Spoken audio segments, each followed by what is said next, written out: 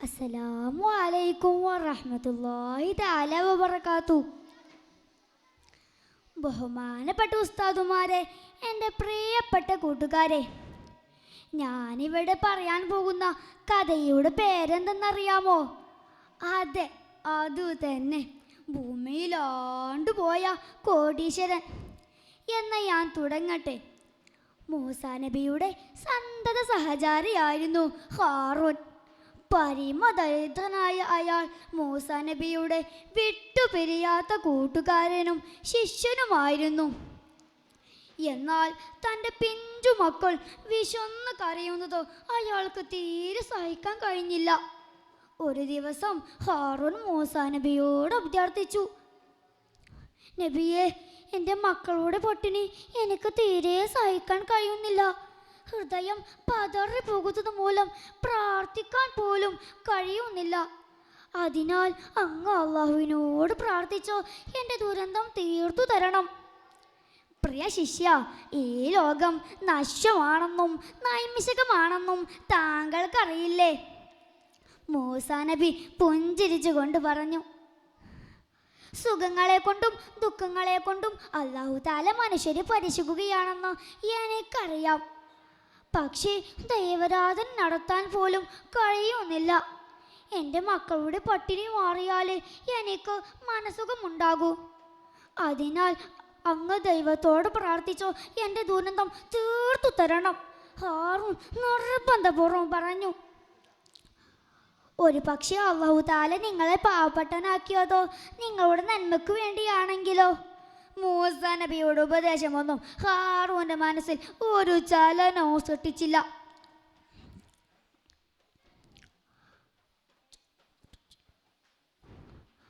അവന്റെ സമ്മർദ്ദത്തിന്റെ ഫലമായി അല്ലാഹുവിനോട് പ്രാർത്ഥിച്ചു.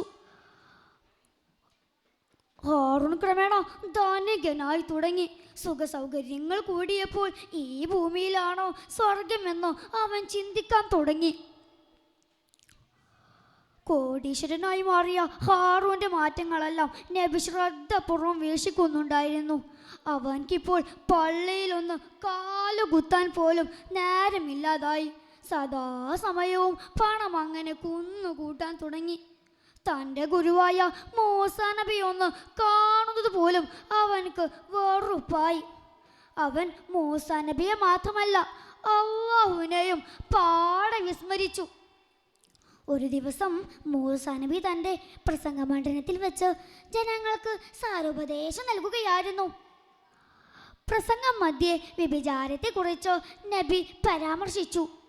വ്യഭിചാരം പാപമായതിനാൽ വ്യഭിചരിച്ചവനെ കല്ലെറിഞ്ഞു കൊല്ലണം എന്ന് പറഞ്ഞു തീരുമ്പോഴേക്കും ഒരു ഋഷ്യ നബിയുടെ അടുത്തേക്ക് നീങ്ങി. നബിയെ, വ്യഭിചരിച്ചത് നിങ്ങളാണെങ്കിലോ? സംശയമില്ല, അത് എനിക്കും ബാധകമാണ്.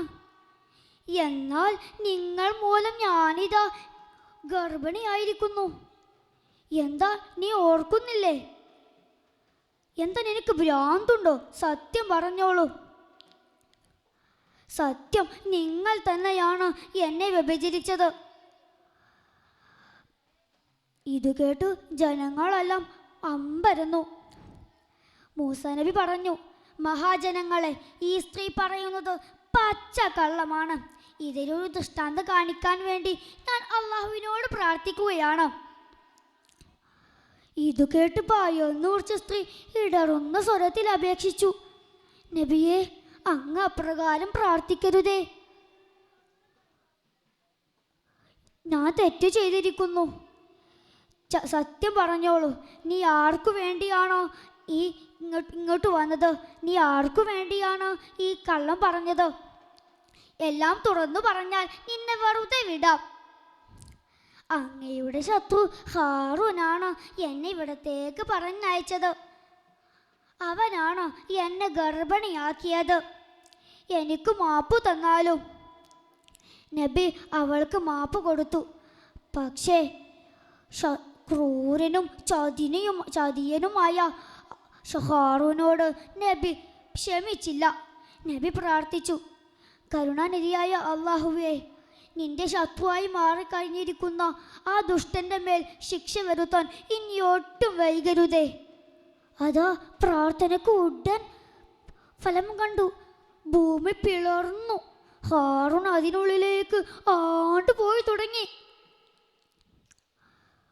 അവൻ പേടിച്ച് നിലവിളിച്ചു. കൂട്ടുകാരെ, നിങ്ങൾക്ക് ഇതിൽ നിന്ന് എന്താണ് മനസ്സിലാകുന്നത്? അഹങ്കാരം ധനത്തിൻ്റെ കൂടെ പിറപ്പാണ്. ഇത്രയും പറഞ്ഞുകൊണ്ട് ഞാൻ എൻ്റെ കൊച്ചു കഥ ഇവിടെ അവസാനിപ്പിക്കുന്നു. അസ്സലാമു അലൈക്കും വറഹ്മത്തുള്ളാഹി തആല വബറകാതുഹു.